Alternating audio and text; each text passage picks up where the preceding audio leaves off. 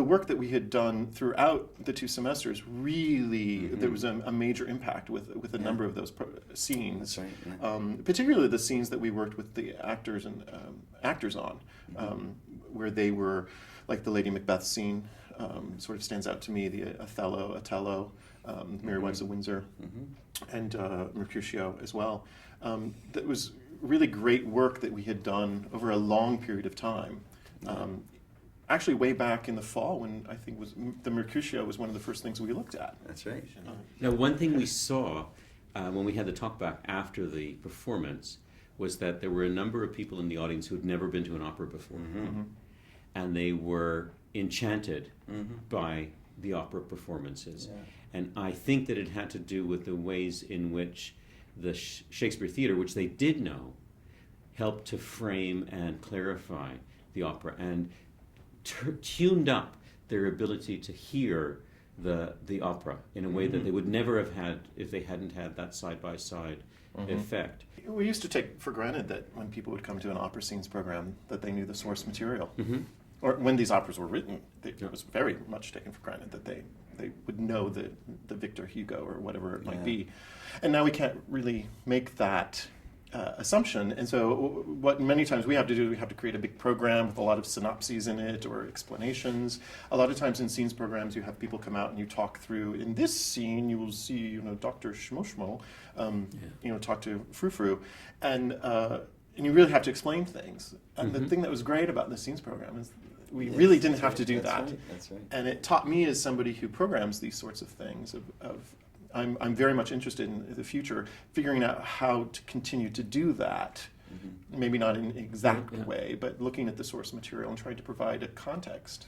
And it's very interesting to think about how this could actually enhance opera and theater. That's been a focus for us at the level of performance, bringing some elements of theater into the opera performance and vice versa. Yeah. I mean, even as simple as the talkback session that we did. Yes. We don't really do that all that often in music, and it was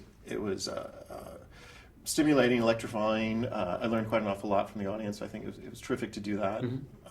Definitely going to head that way again. I think, in the future, there's been a lot of talk right now about the future of opera because we have a number of opera companies having problems, both here in Canada and down in the United States, and sort of the future of the art form and what has to happen to the art form to make it viable to continue. And theater and opera can really learn from each other. It's ironic, but it might be true that the two most forbidding edifices in Western culture, Shakespeare and opera, if you put them together, they get much more user-friendly. They do. They do. So we have totally learned this throughout these sessions, throughout this experience. We've learned this in the course that Paul and I have been teaching. And because when an opera company is going to do Lady Macbeth, Mtins District by Shostakovich, it might be very helpful to do the Scottish play next door or on alternate nights or something. Because in a way it's like pitting Godzilla against what's the other monster in the Mothra, right? And it turns these really scary things into something you just like to watch. Let's see what happens if they go head to head. But we could start a whole new festival then. I'm looking forward to seeing how we might apply some of the lessons. We get some of the lessons, and we'll be going into Shakespeare in the Park this summer, and we're going to be doing Henry IV Part 1 and Part 2. And I think one of the main things that I will do, I will focus a little bit on the acting and see how I can imbue the direction of it with some musicality. But in particular, I think I'll look at those chorus speeches in Henry V and just see how, in a way, those chorus speeches might musically set the tone for the action that is about to follow. Yeah. So again, just learning about the vocabulary, the immense vocabulary that you use in opera and in music, and trying to apply some of that precise analysis of sound and rhythm, it just opened up a whole new world to me as a director. Because Shakespeare's a very, very intellectual. Like, he's presenting rhetoric and arguments, and that's what's that's what he's known for, as being such an intelligent playwright. but maybe we've lost a little bit of the focus on the musicality of Shakespeare and how much it can reach into the emotion of these storylines. And I think looking into opera and comparing it to opera is an interesting way to perhaps uncover a bit more of that. The thing that I think my students learned was that their instrument was not just their voice. That their instrument was their body. Their instrument was the way they were needing to paraphrase something. Right. The work that they needed to do on the text. The communication between people, and so the instrument kind of grew. It's not that they are trained only to think of their voices and their bodies as instruments, something that they develop and control, but rather that the skills they're learning are whole person skills. Right. And because if they're thinking through the opera from Shakespeare's point of view, they're thinking of it more discursively, more intellectually. They're bringing more intellectual content to the performance and to their work, because they have to think their way into it, so that it becomes much more variegated and coherent, the kinds of skills they're developed. It's not just that they're changing their instrument, they're changing themselves.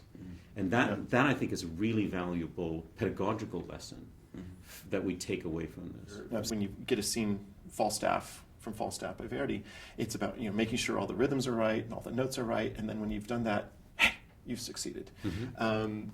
But it was great to have Katrina as Meg in that scene also then do Mrs. Page in the original Merry Wives of Windsor, because she made some very big discoveries that in the Shakespeare she had a character. In the Falstaff she was like the mezzo singing harmony. That's right. And so she had to kind of fight to have a character, and it gave her there was just so much she could pull out out of her brain, out of her heart, and physically as well, because she'd been in the other scene. Young singers, when they're getting ready to hey, I got cast in Much Ado About Nothing, the opera, whatever that might be, and they open the score and they start learning the music. They learn the rhythms, and then they sort of, what does that word mean? I need to make sure I know what the quirth means, whatever it might be, quern. And then they go from there. They may watch the movie, the Kenneth Branagh movie. They may come up with ideas of character, and then they move into rehearsal with the director. But there's a sort of a passive, I want to say, a receiving of the work. And these sessions, I thought, you were right, there was this, they were going the other direction. They were diving into something else.